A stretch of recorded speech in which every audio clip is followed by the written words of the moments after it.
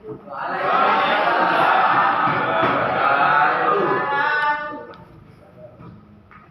apa kabar hari ini? Sehat? Semangat? Alhamdulillah. Sebelum kita memulai proses pembelajaran pada siang hari ini, kita membuka pembelajaran dengan doa. Silakan ketua kelas. Baik teman-teman, ibu guru, sebelum kita mulai pelajaran kita pada siang hari ini, mari kita berdoa bersama. Berdoa menurut ajaran institusi kekuatan.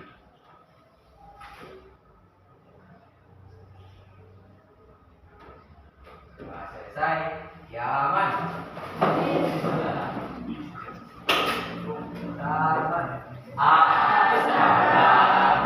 Assalamualaikum warahmatullahi wabarakatuh. Sebelum kita mulai proses pembelajaran di siang hari ini, mungkin ibu guru bisa absen untuk hari ini.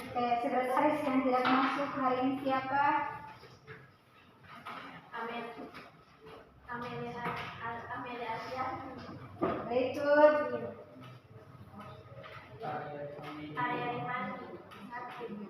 ya, terus Anggun Andriani Alfa. Dian Rizky Alfa. oke, selanjutnya Denzel Aksan Alfa. Mulaksa apa kan?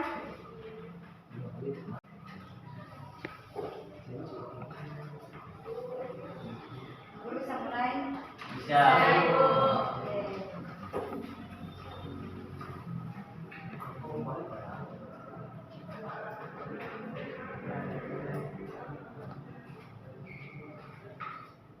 Oke, sebelum kita memulai proses pembelajaran di siang hari ini, di sini dengan kita mempelajari materi virus, kita akan mengetahui ada virus yang menguntungkan dan ada virus yang merugikan. Bisa paham?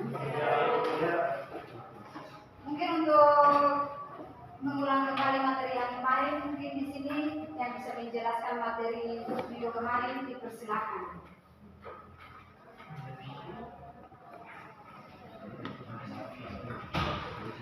Muna, silakan.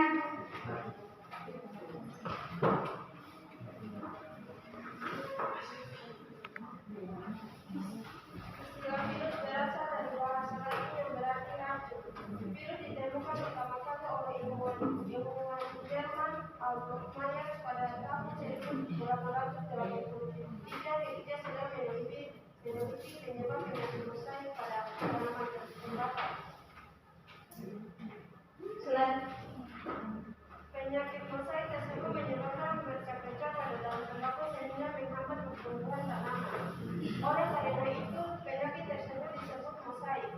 Albert Mayer berhasil membedakan penyakit tersebut dari tanaman yang sakit ke tanaman lain yang masih sehat dengan menempatkan getah yang diekstraksi dari daun tanaman sakit ke tanaman sehat. Tanaman sehat itu pun menjadi sakit melalui penamatan mikrosop. Mayer tidak dapat melihat bentuk bakteri penyebab penyakit tersebut.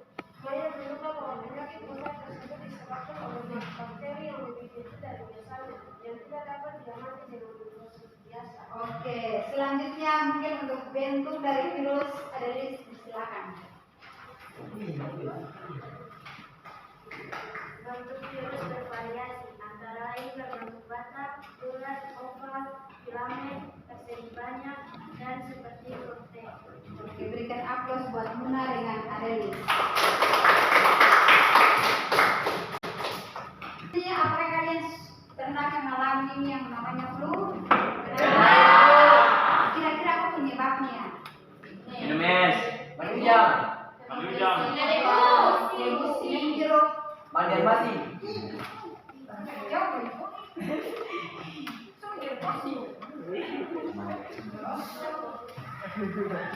Oke, baik, untuk tujuan pembelajaran hari ini yaitu ada 3 tujuan pembelajaran. Yang pertama, melalui kegiatan diskusi, peserta tadi dapat menganalisis reproduksi virus secara cepat.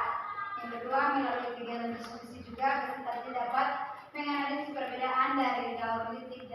lisogenik. Terus yang ketiga, melalui tayangan video, peserta dapat menguraikan proses replikasi virus pada siklus litik dan siklus lisogenik secara tepat. Mungkin untuk lebih jelas nanti Bu Guru akan tampilkan video pembelajaran pada materi hari ini tentang reproduksi virus.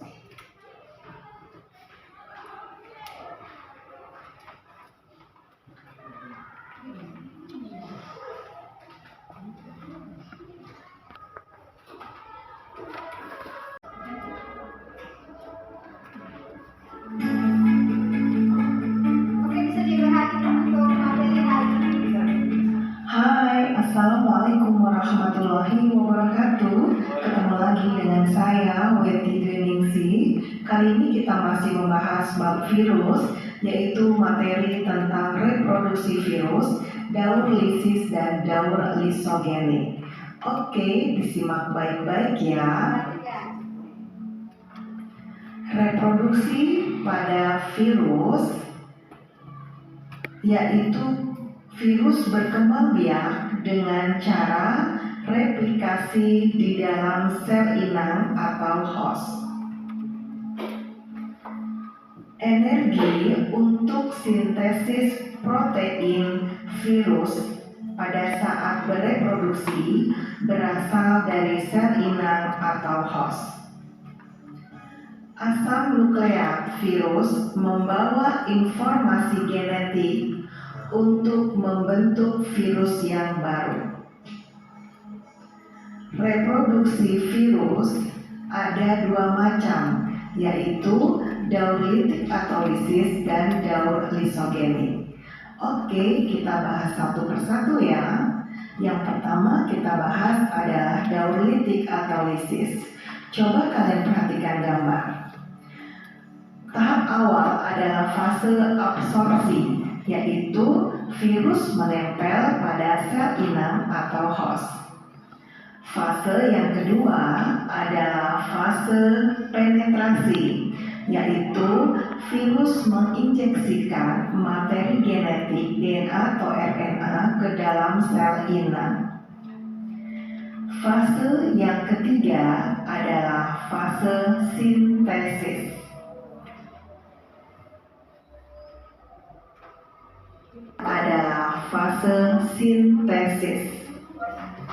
Yaitu pembuatan salinan genom dan protein komponen virus. Fase yang keempat adalah fase pematangan, yaitu perakitan virion. Virion adalah partikel lengkap virus. Dan fase yang kelima adalah enzim lisosim. Enzim yang digunakan untuk merusak dinding sel inang. Virus virulen adalah virus yang mampu bereproduksi dengan siklus litik atau lisis. Selanjutnya kita akan bahas daur lisogenik. Daur lisogenik terjadi jika sel inang memiliki pertahanan yang lebih baik daripada daya infeksi virus, sehingga sel inang tidak mudah pecah atau lisis. Virus temperat adalah virus yang dapat bereproduksi dengan cara daur lisis dan lisogenik.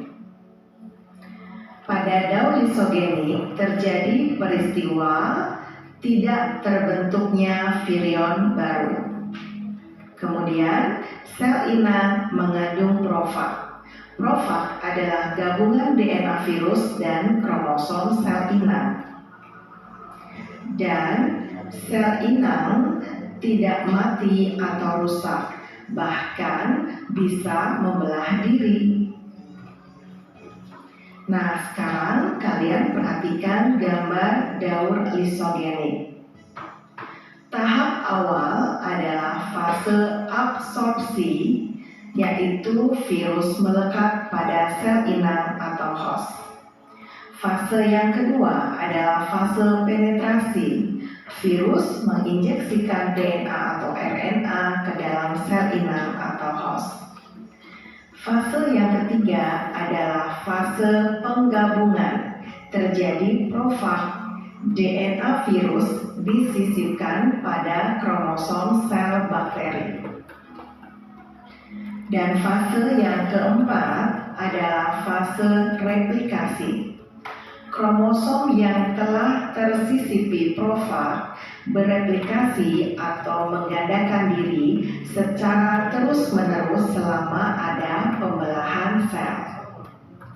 Nah, sekarang kita lihat perbedaan antara siklus litik dan siklus lisogenik. Litik itu diakhiri dengan pecahnya sel, lisogenik mengikuti pembelahan sel pada bakteri. Oke, demikian tadi pembahasan materi tentang reproduksi pada virus.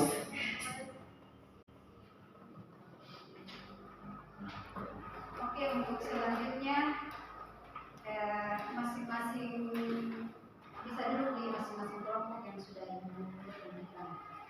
Silakan. Ayo.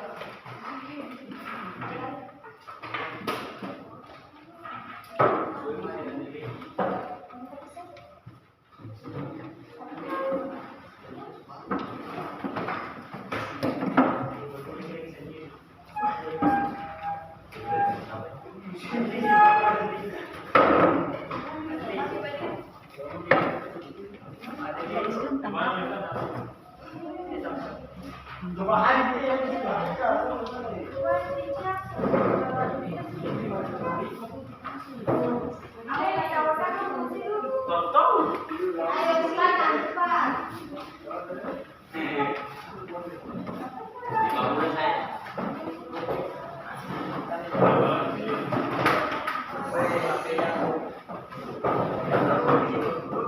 Sudah.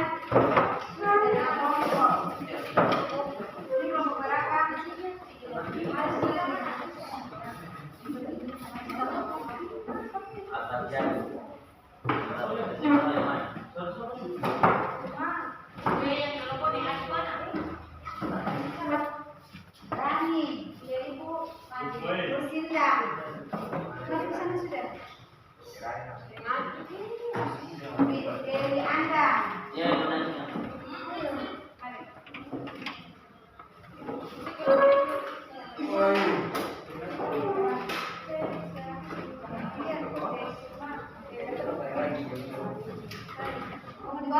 Jangan berat ke tempat sini.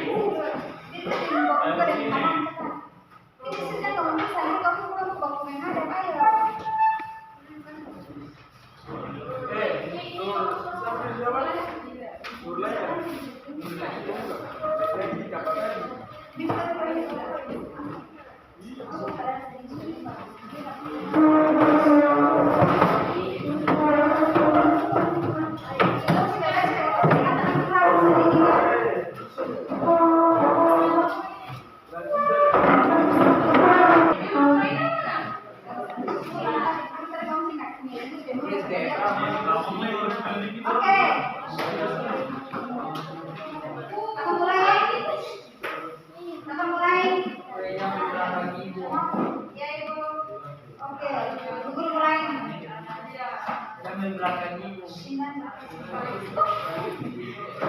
Kira-kira untuk video pembelajaran yang guru sudah tampilkan tadi, kira-kira apa yang ingin kalian menanggapi dari video yang sudah tadi guru tampilkan? Video yang tadi guru sudah tampilkan di depan, kira-kira ada tanggapan dari kalian atau tidak? Yang mau memberikan tanggapan? Silakan. Tentang materi yang tadi sudah ditampilkan tentang video pembelajaran yang tadi. Oke, silakan ya, Anu.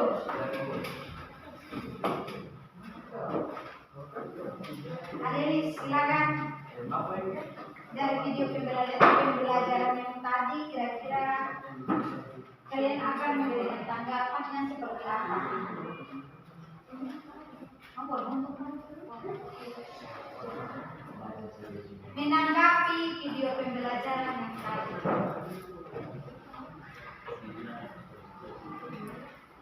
Yasin. Oke, silakan. Dari silakan. Dari video tadi kita bisa mengenal berbagai macam virus. Virus ada tiga.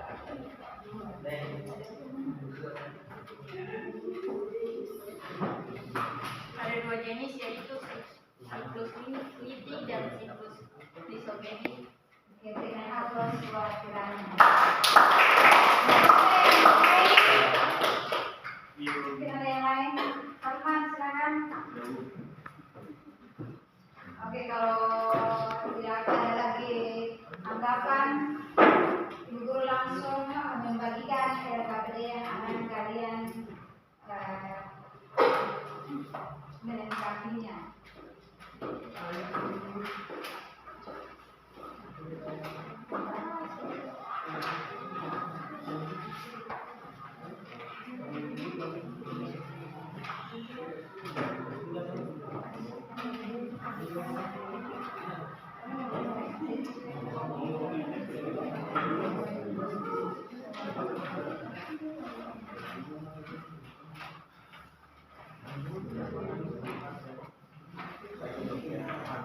Bisa dikerjakan sekarang.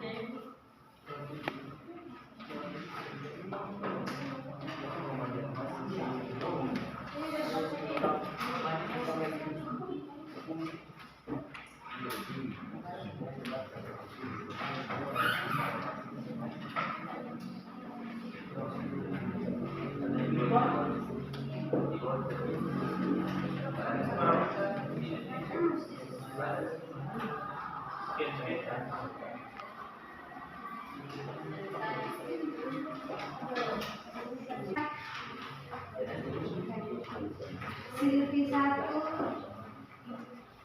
Nuna nomor 3, Nita nomor 2. Silakan. Untuk nomor 1 tahu Silvi toh? Perhatikan diskusi. Kamu diskusi dulu dengan kita jawaban.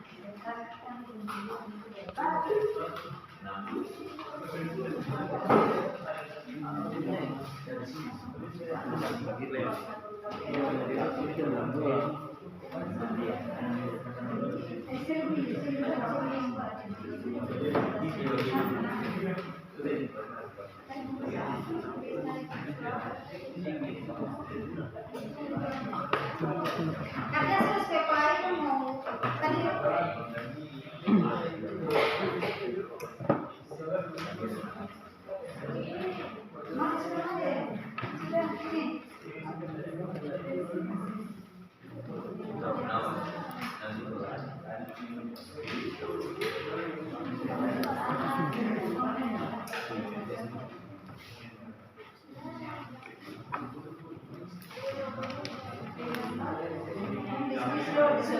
diskusi tentang kalian punya tugas di situ.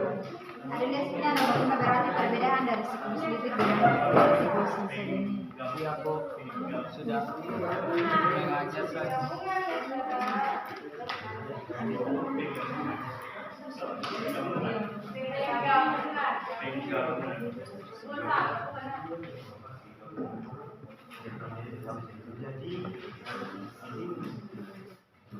Jelaskan dari tahap.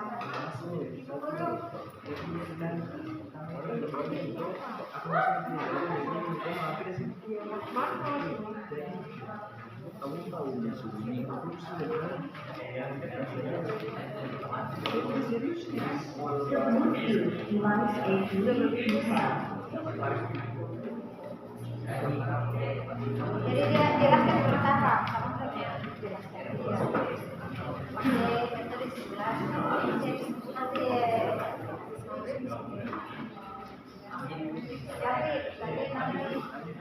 Tadi dijelaskan poin pertama. Yang kedua selanjutnya dan sampai di tahap bisa paham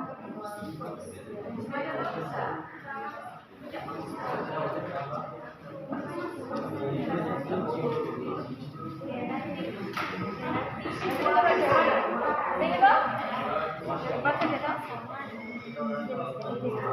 Dale, empat baca ini nih. Kita sih baca nomor dulu nih. Semua. Lah iyo kasih ini sih. Nomor dua dan nomor tiga. Nomor 2 kita 1 dia tuh kita 4.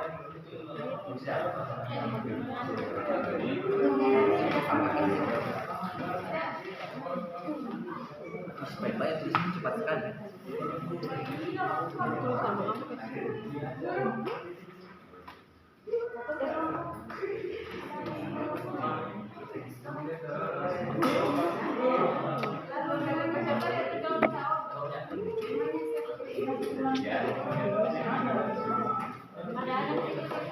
Ada baru bilang sih tahu.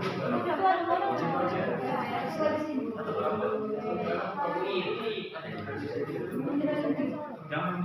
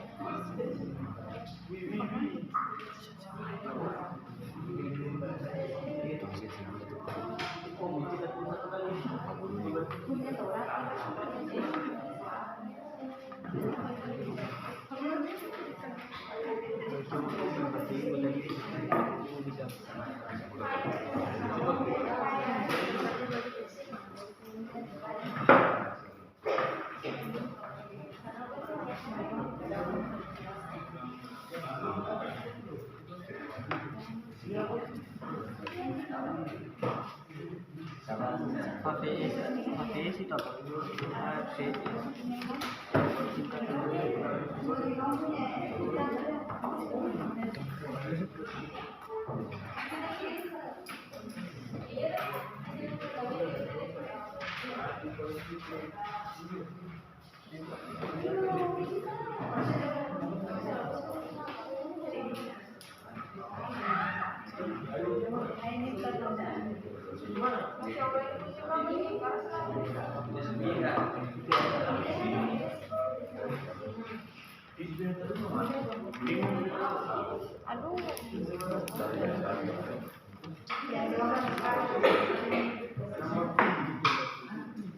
Ingatkan nanti ada masing-masing kelompok ada tanggapan di situ. Kalau presentasi harus ada tanggapan atau pertanyaan dan saran juga silakan. Dan harus masing-masing kelompok nanti presentasi ada tanggapan saran atau pertanyaan harus sampaikan. Ada yang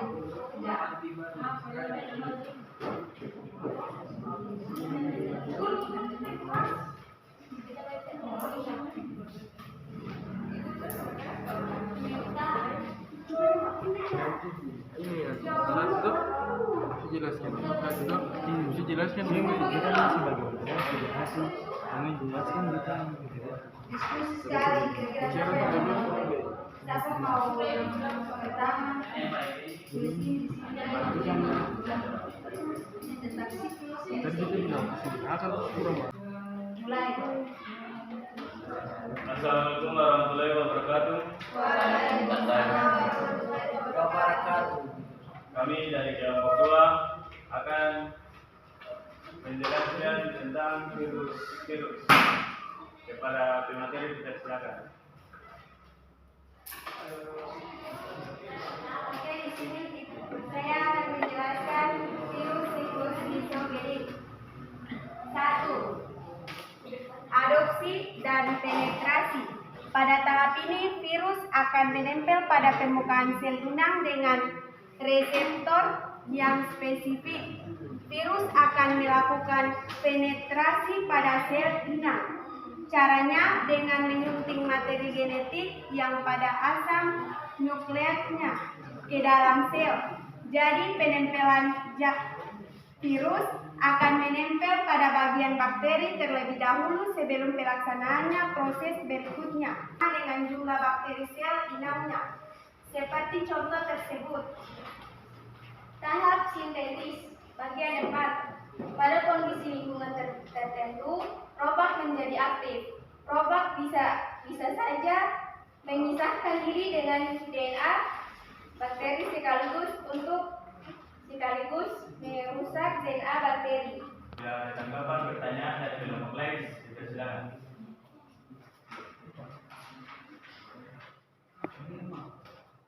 Kelompok yang sudah presentasi, silakan.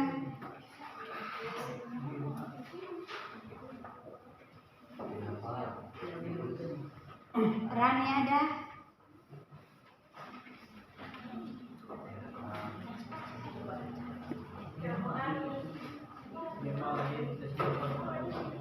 Oke, silakan. Nirma. Badiri Nirma. Ini soal ini.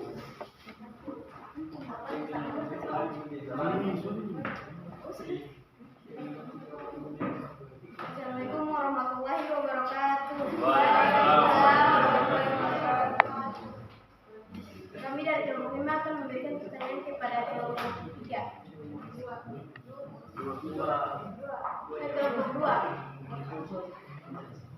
Kapan siklus lisogenik bisa berubah menjadi siklus litik?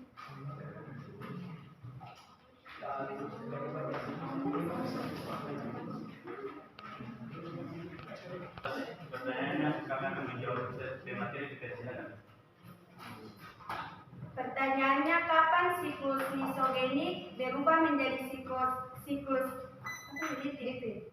Karena adanya faktor lingkungan yang mendukung seperti sistem imun atau antibodi, sel inang menurun. Sekian dari jawaban kami. Apakah kelompok 5 merasa puas atau Belum cukup? atau masih kurang jawabannya? Terima kasih jawabannya. Oke. Terima kasih kelompok 5. Apakah kelompok lain mau beri pertanyaan atau Mau saran, kritik? bila tidak ada? Terima kasih. Kami tutup dari kelompok 2. Wassalamualaikum warahmatullahi wabarakatuh. Waalaikumsalam warahmatullahi wabarakatuh. Oke, berikan aplaus buat kelompok.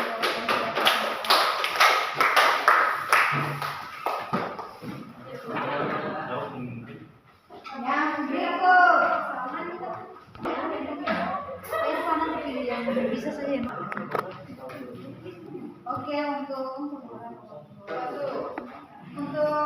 kelompok 1 dipersilakan. Assalamualaikum warahmatullahi wabarakatuh. Waalaikumsalam warahmatullahi wabarakatuh. Perkenalkan, saya berwakil perwakilan dari kelompok 1 ingin mendiskusikan hasil diskusi kami bersama bersama. Yang di sini dari kelompok kami yang ingin kami jelaskan adalah tentang siklus litik atau yang disebut dengan virus virulen. Dan siklus litik ini terbagi menjadi 5 tahapan. Yang pertama, tahap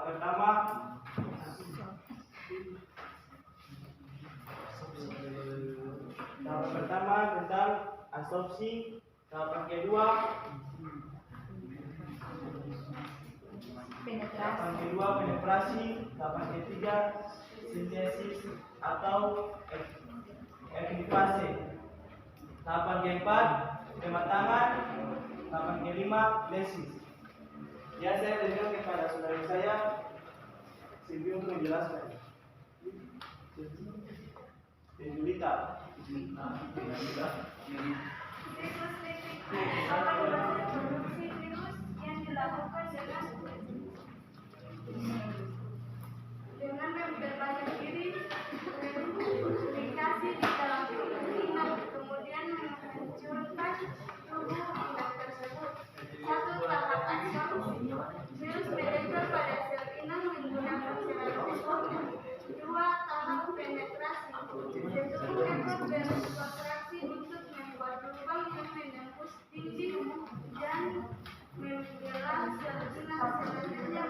kesempatan kepada kelompok lain untuk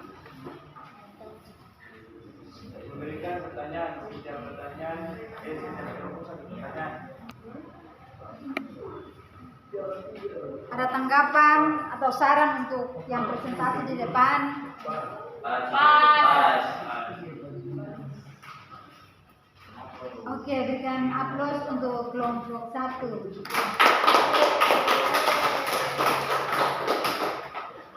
Moderator Terima kasih atas kesempatan yang kami berikan kepada kelompok kami.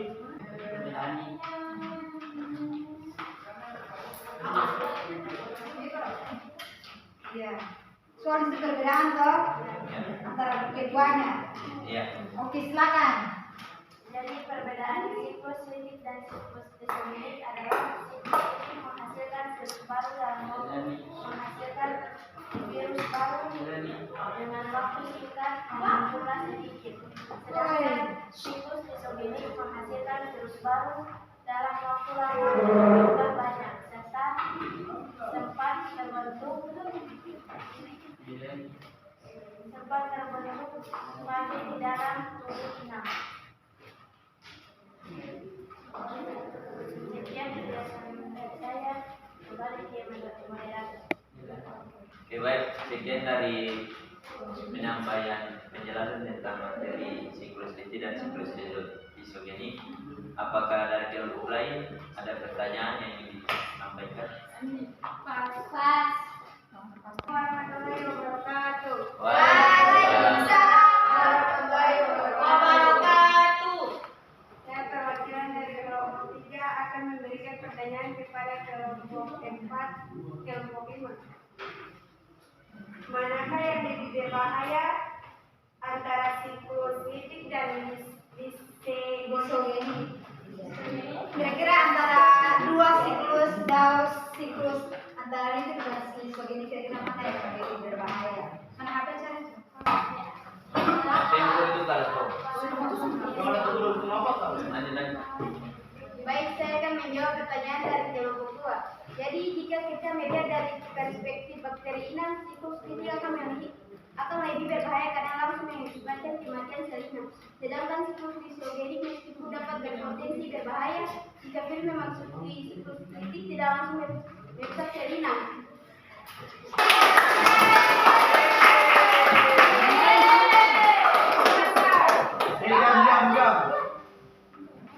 Oke. sudah. Kami tutup. Wassalamualaikum warahmatullahi wabarakatuh. Oke, mantap men. Oke. Mungkin sampai di sini materi kita. Mungkin dari kalian ada yang bisa menyimpulkan materi tentang reproduksi virus yang sudah kita pelajari hari ini. Yang bisa menyimpulkan materi hari ini, saya persilahkan.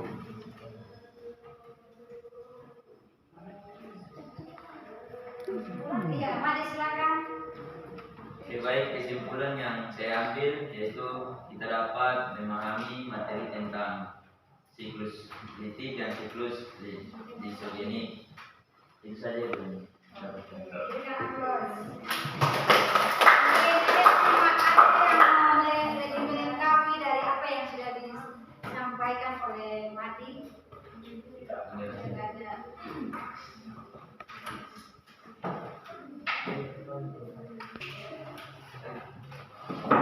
Saya adalah kita juga dapat mengetahui tahap reproduksi. Jadi, Terima kasih. Berikan aplaus buat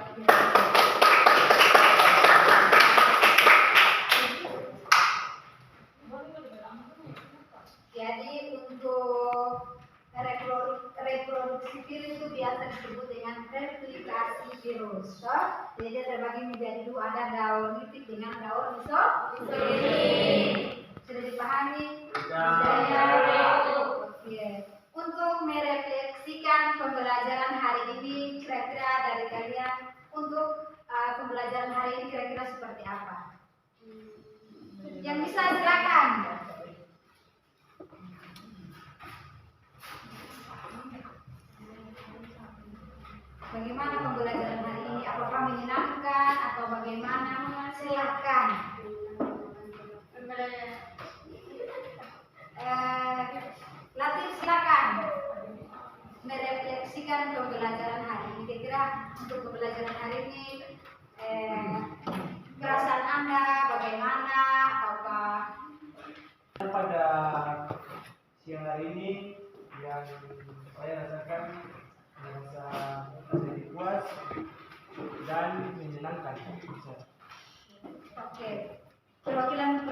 satu lagi.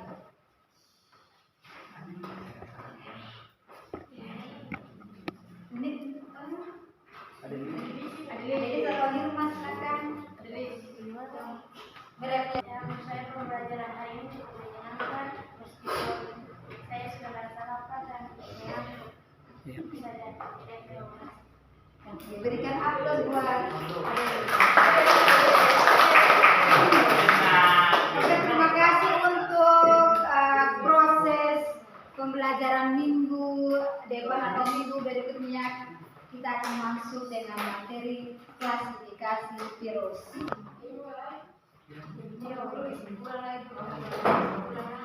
Oke, baik, untuk kesimpulan materi hari ini yaitu kita bahas tentang reproduksi virus, di mana reproduksi virus biasa disebut dengan replikasi virus, di mana dia terbagi menjadi dua daur. Yaitu yang pertama adalah dauritik dengan disogenik, di mana pada dauritik itu dia terjadi pada 6 tahapan. Itu ada tahapan yang pertama, ada adsorpsi, ada tahapan penggabungan, ada pembelahan dan perakitan. Dan untuk siklus lisogenik dia terbagi menjadi 5 tahapan juga. Yang pertama ada adsorpsi, penetrasi, replikasi, dan pematangan dan pembelahan sel. Oke, mungkin itu untuk materi hari ini. Oke, untuk materi evaluasi, guru sudah kirim di WA group, bisa dikerjakan dan dikirim kembali jawabannya kepada WA grup kelas biologi. Oke, mungkin itu untuk pembelajaran hari ini. Untuk mengakhiri proses pembelajaran hari ini, saya persilakan untuk ketua kelas untuk menutup dengan doa. Untuk ketua kelas disilakan berdoa. Teman-teman dan guru sebelum kita menutup pelajaran kita pada hari ini, marilah kita berdoa bersama. Telah mengerti ajaran dan kegiatan kita masing-masing, berdoa dimulai.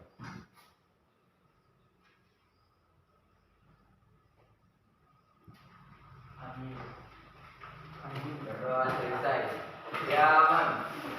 Bismillah. Selamat